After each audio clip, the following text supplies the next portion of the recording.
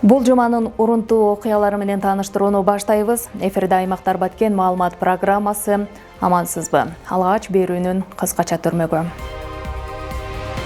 Кадамжайда кошуна Өзбекстандын Сох анклавы менен байланыштырган көпүрөнүн курулушу жүрүп жатат. Өлкөнүн айыл чарбасы боюнча маалыматтар такталууда. Ал үчүн республика боюнча 7000ге чукул убактылуу кызматкер тартылган. Алардын 509-у Баткен облусунда иштеп жатат. Эми ушул жана башка кабарларга кененирээк токтолобуз. Мамлекет башчысы Садыр Жапаровдун онлайн катышуусунда өлкө аймагында бир катар объектилер пайдаланууга берилди. Алардын катарында Баткен облусунун аймагында Ички иштер министрлигинин жаңы имараттары да ачылды. Айтсак, Кадамжай, Баткен жана Лейлек райондорунда милициянын таяныч пункттары колдонууга берилсе, Кызыл Кыя шаарындагы Ички иштер бөлүмүнүн имараты толугу менен капиталдык оңдоп түзөөдөн өттү. Баткендеги ачылыштар тууралуу кезектеги репортаж. Өлкө башчысынын онлайн катышуусу менен Баткен облусунун район шаарларында жаңы курулган Ички иштер министрлигине караштуу имараттардын ачылышы болду. Жаңы имараттардын бири Бужум айылындагы милициянын таяныч пункту айылдагы кылмыштын санын азайтуу максатында курулду. Баткен район аймагында эң чоң айылдардын бири болуп Бужум айылы эсептелинет. 11.000ден ашык. Ошондой эле азыр чек арадан Карабак, мурдагы Достук айылы, дагы Көктерек айылы, Масейиттин жери, Таш Тумшук айылдан көчүп келген адамдар ушул айылга жайгашкан. Элдин көп болгондугуна байланыштуу кылмыштуулук көбүрөөк. Ошон үчүн ушул УПМ зарылчылык болуп, ушул УПМ салынган. Баткен районунун Бужум айылында буга чейин бир милициянын таяныч пункту болгон. Эми ага дагы бир таяныч пункт кошулду. Жергиликтүүлөрдүн айтымында калктын саны өсүп, айылда коомдук тартип сактоого кошумча милициянын таяныч пунктун ачуу зарыл болгон. Эми ала жаш балдарыбыз бар, окуучулар, өспүрүмдөрүбүздүн бири-бири менен кээ бир түшүнбөөчүлүк, кээ бир келишпөөчүлүктөр болуп калыштын алдын ала иш-ара жүргүзүп туруш үчүн мына биздин берге таяныч пункттун курулганы өтө жакшы иш болду. Биздин айылдын тургундары, аксакалдары бардыгыбыз кубанып атабыз. Биздин Бужум айылы күндөн күнгө өсүүдө. Элдин саны, калктын саны өсүп атат. Ошого байланыштуу азыр мурда бизде бир гана таяныч пункт болгон болсо, азыркы күндө мына экинчи таяныч пунктубуз ачылып атат. Бул эл үчүн жакшы, элдин коопсуздугу үчүн жакшы болуп атат. Анан эл менен милициянын ортосундагы тыгыз байланышты чыңдоо максатында дагы.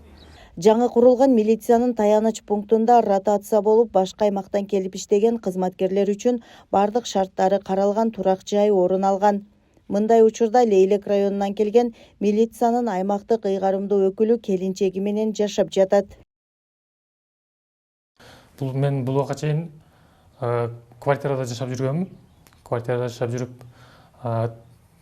Бужум айылында таяныч пункт салынып, таяныч пунктта ишканасы дагы бар, арты жагында үй да бар. Ошол жакта үйүнө көчүп келип, үйүнүн бүт шарты бар экен, бүт шарты менен куруп берилди.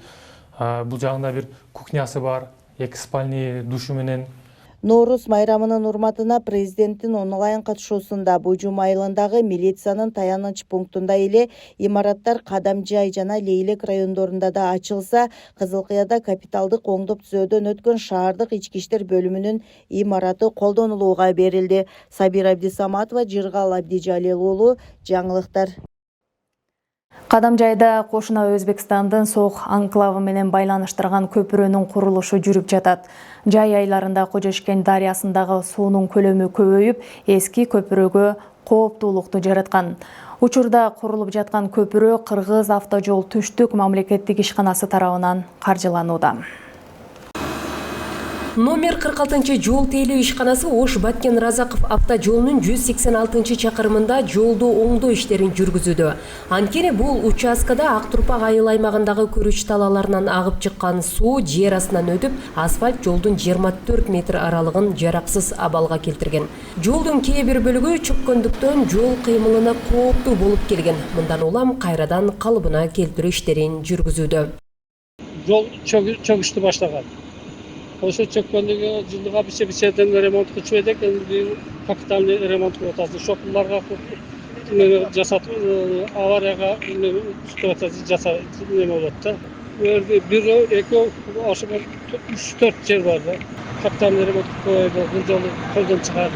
Неме болсун деген азыр буга укладчик менен жакшы кылып басып атабыз. Бул Актурпак айыл аймагындагы Өтүкчү айылы менен Өзбекстандын Сох анклавын бириктирген көпүрө. Курулуш иштери тынымсыз жүргүзүлүп, жумушчулар көпүрөнүн түркүктөрүн тургузуу баскычына келди. Азыркы тапта бекемдөөчү темирлер орнотулуп жатат. Бул жумушталганыбыз. Ол сеткаларды токуйбуз, бетон куюп беребиз. Ошону точканы өдөгөдөр арматурлары да жакшы токулуп атат. Баары гарантия буюрса. Жакшы чыгат деген ойдобуз. 7 күндө бир жумадай бар. Бир жумада болуп бүтөт. Үстүнө плиталар басыла турган даярдап беребиз. Былтыр жай айларында Кожешкен дарыясындагы суунун көлөмү 280 кубка чейин жетип, көпүрө жараксыз абалга келген.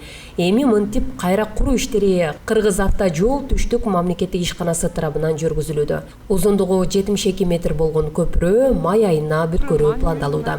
Кадамжай районуна караштуу Актурпак айыл өкмөтүнө Өтүкчү айылында жайгашкан. Бул көпүрө биздин Комушу Сох району менен анклав менен байланышып турат. Негизги өткөрмө пункт ушул жерде жайгашкан. Көпүрөдүн бүгүнгү зарылчылыгы ошол эки элдин каттоону бириктирип турган көпүрө болуп турган. Былтыркы жылы ошол Сох Кожешкен дарыясынын көлөмү көбөйгөнүнөн көпүрөдүн асты дарыя алып кетип бузулган. Ошол себептен азыр кайрадан жумуш жүрүп атат. 2025 жылдын ноябрь, октябрь айларында жумуш башталган. Бүгүн көпчүлүк жумуш бүтүп калды. Бүгүнкү куруучулардын айтышы боюнча майга чейин бүтүрөбүз дешип атат.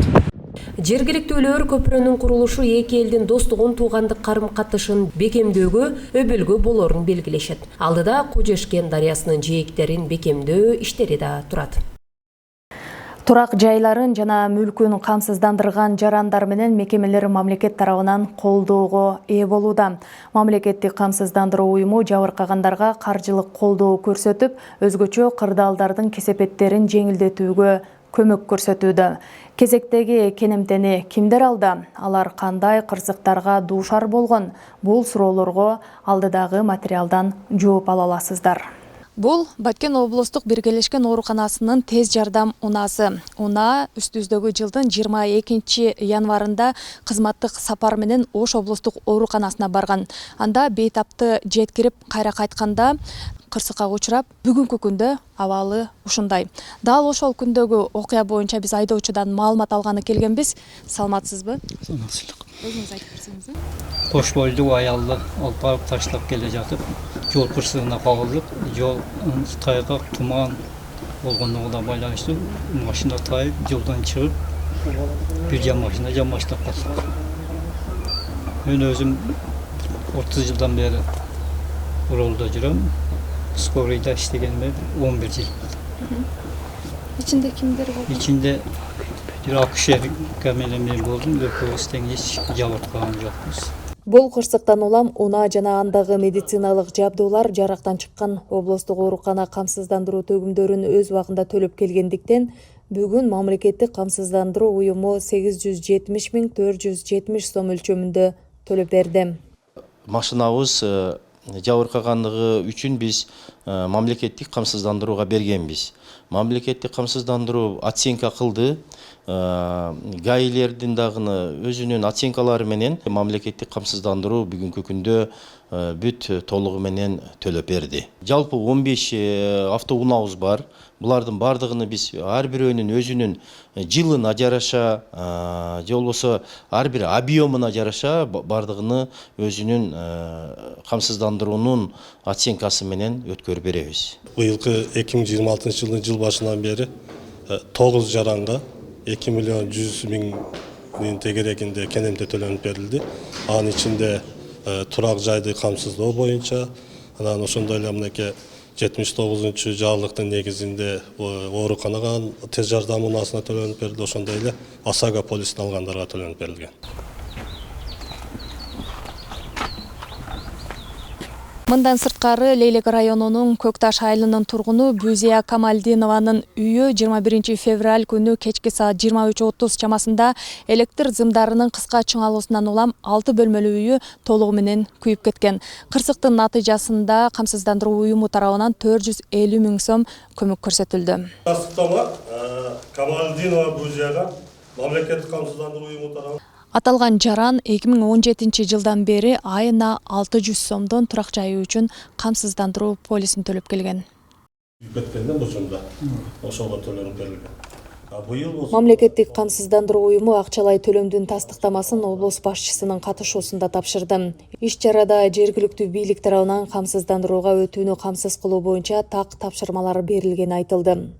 Бизде камсыздандырылган жеке тараптар боюнча да мамлекеттик ишканалар боюнча дагы азыр өзүңөр көрдүңөр, ошол камсыздандырылганы үчүн аларга акчалар төлөнүп берилди, сертификаттар берилди. Ал эми область боюнча айтып кете турган болсом, бүгүнкү күндө биз толук область боюнча райондук мамлекеттик администрация башчылары, шаарлардын мэрлери, областтык ишканалардын баардык жетекчилерине тапшырмалар берилген. Бүгүнкү күндө ошол турак жайларды камсыздандыруу боюнча ошондой эле мамлекеттик ишканаларды, ошондой эле мамлекеттик ишканалардагы автоунааларды камсыздандыруу боюнча. Сынган абарган. Onu өзүчө беребиз. Өзүчө башкасы деген кетет. Мамлекеттик камсыздандыруу уюму жарандарды турак жайларын жана мүлкүн милдеттүү камсыздандыруудан өткөрүүгө чакырат. Бул өзгөчө кырдаалдарда материалдык жоготууларды азайтууга жана тез арада колдоо алууга мүмкүндүк берет. Республика боюнча айыл чарбасын каттоо ишин жүргүзүүгө жалпысынан 6791 убактылуу кызматкер тартылган. Каттоонун алкагында айыл чарба жерлеринин абалы жана өсүмдүктөрдүн эгин аянттары, мал жандыктардын жана канаттуулардын так саны такталат. Ошондой эле айыл чарба техникаларынын абалы, дыйкан чарбалардын жана жеке көмөкчү чарбалардын ишмердүүлүгү боюнча маалыматтар топтолот. Айыл чарбасы боюнча электрондук каттоо жетиштиребиз. Гүлмира Касымова үймөй кыдырып айыл чарбасына тиешелүү маалыматтарды топтоп жүрөт. Ал буга чейин атайын окутуулардан өтүп, маалыматтарды туура толтуруу тартибин өздөштүргөн. Маалыматтарды дароо базага киргизип жатат. Өзүм жашаган территория бөлүндү мага. Каттоодо эртең менен саат 10-до баштап атам мен. Ар бир үйгө көзүңүздөр көргөндөй 5-10 мүнөттөн убактым бөлүнүп атат. Дыйкан чарбабы же жеке көмөкчү чарбабы ошонусун тактайбыз. Анан дыйкан чарба болсо эмнелерди өстүрөт. Дан өсүмдүктөрү же тоют өсүмдүктөрү. Анан айыл чарбасына жарамдуу техникалар барбы ошону сурайбыз. Үйүндө кармаган мал жандыктары барбы ошолорду бардыгын тактап сурап атабыз. Үйүндө эгеси шаарга кетип ошол жакта жүргөндөрдүн үйү бар, эч ким жашабаган үйлөргө кирип, ошо үйдүн алдында геоданныйыбыз менен катташыбыз керек экен да. Номерлерин алып, паспорттун аркасында ИН номерин сураштырып атабыз, байланышып. Анан үйүнүн алдына барып каттап жатабыз. Алма, өрүк сактоочу холодильник немелерин. Белгилүү болгондой, өлкөдө 20 марттан тарта айыл чарбасын каттоо башталды. Буга чейин каттоо кагаз түрүндө жүргүзүлүп келсе, быйыл алгачкы жолу электрондук форматка өттү. Башкы максат айыл чарба тармагындагы реалдуу абалды аныктоо. Анын алкагында айыл чарба жерлеринин абалы жана өсүмдүктөрдүн эгин аянттары, мал жандыктардын жана канаттуулардын так саны такталат. Ошондой эле айыл чарба техникаларынын абалы, дыйкан чарбалардын жана жеке көмөкчү чарбалардын ишмердүүлүгү боюнча маалыматтар топтолот. Башка каттоолордон айырмаланып, бул жолу биринчи жолу айыл чарба каттоосу электрондук түрдө жүргүзүлүүдө.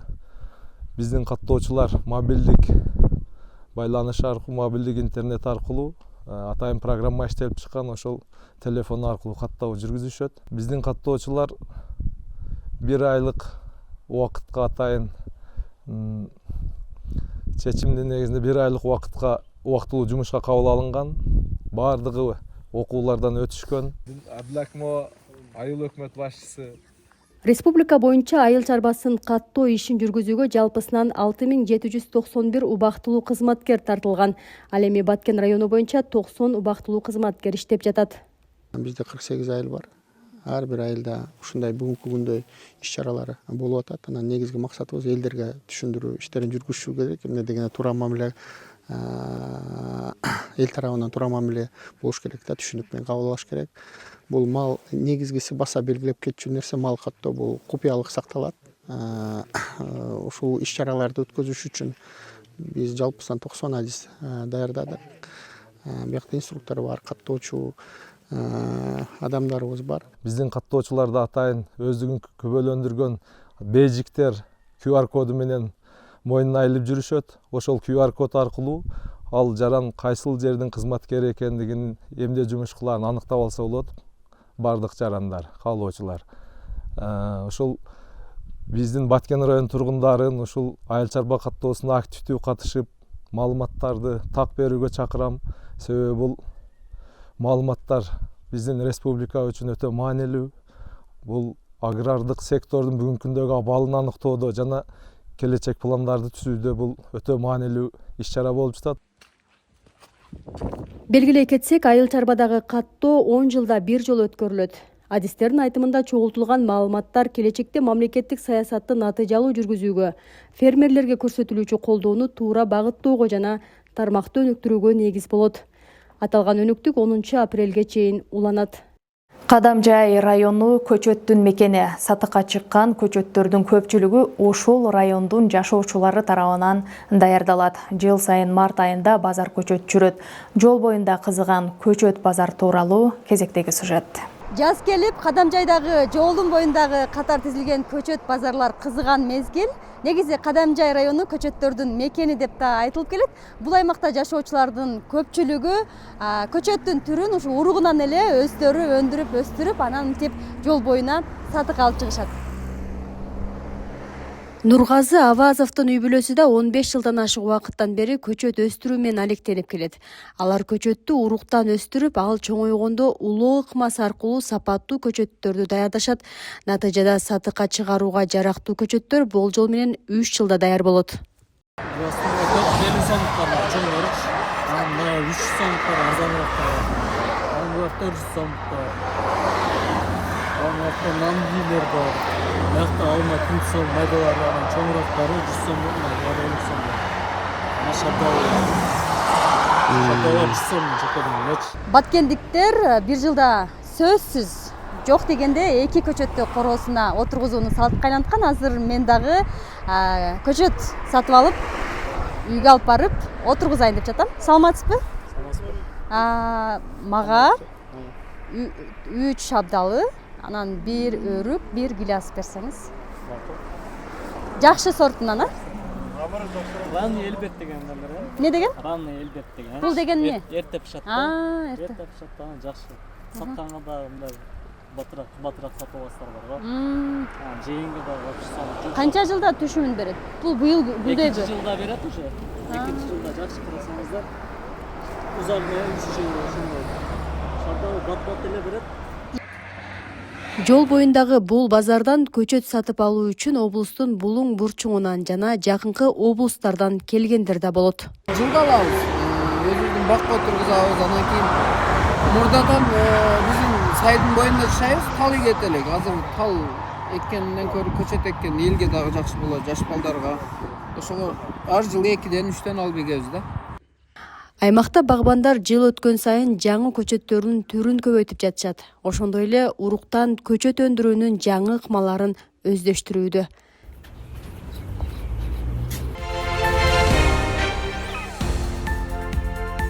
ОТРК Баткен телеканалынын кызматкерлери тарабынан даярдалган кабарлар топтому мына ушулар болду. Жалаң гана жакшы жаңылыктар менен жүздөшөлү. Эсен туруңуз.